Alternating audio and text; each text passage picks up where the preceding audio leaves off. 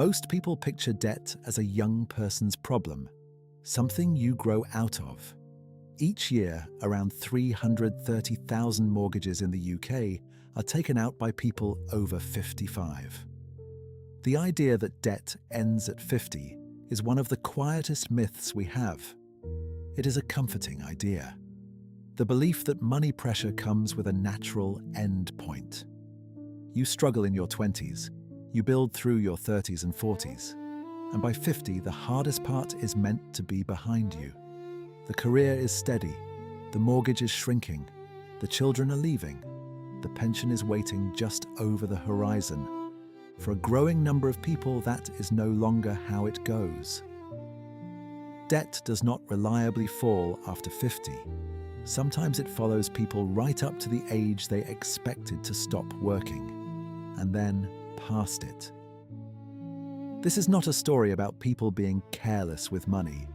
It is a story about a finish line that keeps moving, and a credit system that keeps lending at every age. Begin with the milestones themselves, because they are moving in a very literal way. The first is the state pension. The state pension age in the UK has been climbing. It moves to 67 by 2028. And a further rise to 68 is already written into law for the 2040s. Most of these changes arrive without much noise. No letter lands on the mat to say the date has moved. The dates simply shift, a year here, 2 years there, while everyday life carries on around them. There is a second date most people plan around without ever quite naming it. The age you can first take money from a private pension. For years, that has been 55. From April 2028, it becomes 57. So two of the quiet milestones of later life, the state pension and the private pension, are both being pushed further away. Here is why that matters for debt in particular. Every extra year before those milestones is another year a debt has to be paid out of a working income, or a stretched one. The gap between the age you thought you would stop and the age you actually can is exactly where later life debt now sits. You might still expect people over 50 to absorb all of this better than most. Higher earnings, homes nearly paid off, more room to cope. The numbers complicate all three of those ideas. Take the home first. There is an old picture of someone in their 60s, mortgage long gone, owning the house outright. Go back to that figure from the very start. Those 330,000 mortgages a year advanced to people over 55. Only about 9% of them were the specialist later life products designed for older borrowers. The rest, roughly 300,000, were ordinary mortgages. Borrowing against a home in your late 50s and 60s is no longer unusual. It has quietly become ordinary. Now take credit. There is an assumption that it is younger people leaning on cards and overdrafts. In 2023, Age UK looked closely at this. They found around 3.4 million people aged 50 to 69. 1 in 5 had borrowed more or used more credit than usual in a single month. 1.3 million people over 50 had a bill or a direct debit that month they simply could not pay. And 1 in 4 could not have covered an unexpected cost of £850. That was a snapshot in time. There is little sign the pressure has eased since.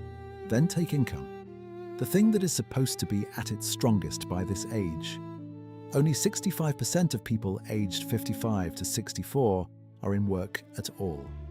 That means roughly a third are not. And 1.1 million people over 60 are living in poverty. The salary that is meant to make this decade comfortable is, for a great many people, simply not there.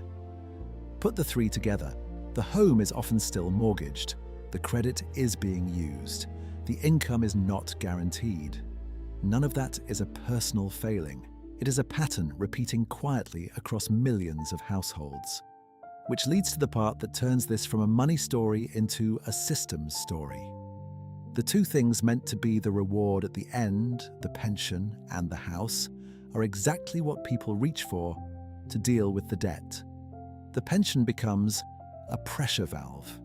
From 55, soon 57, a private pension pot can be opened. And for some people, it stops being retirement money. It becomes debt money. Today's balance cleared with tomorrow's security. The house can do the same job. That is what a good number of those mortgages quietly are. Equity built over decades, borrowed back to steady the present. It can feel like relief. A card cleared, a quiet month at last. But the retirement that money was meant for does not arrive any sooner because it was spent early. If anything, the date you are aiming at keeps drifting further off, while the money set aside to reach it gets smaller. And it is worth being clear about where this pressure actually comes from. Not from people being careless in their 50s. From dates that keep shifting and a credit system content to lend at every age along the way. If this is the shape of your 50s, it is not a sign you fell behind everyone else. It is, increasingly, the ordinary shape of the decade. There is a particular quietness to debt at this age. Many people expected to be the ones giving advice by now, helping a child with a deposit, steadying their own parents.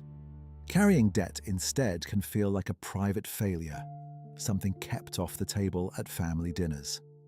The figures suggest it is neither rare nor a failing. It is a shared experience that very few people say out loud. So what is the move? Not a 10-step later life plan.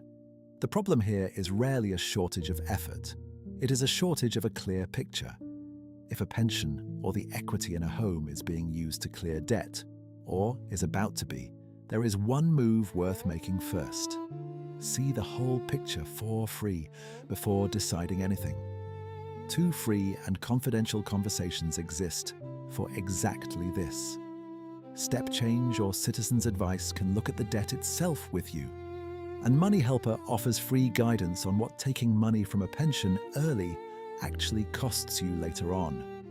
This is not anyone telling you to use your pension, and it is not anyone telling you not to. That decision is yours.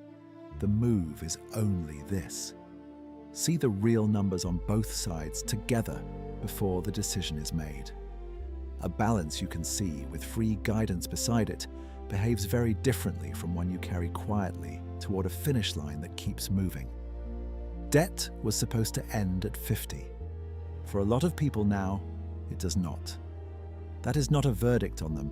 It is a number nobody really talks about, sitting underneath a great many ordinary lives.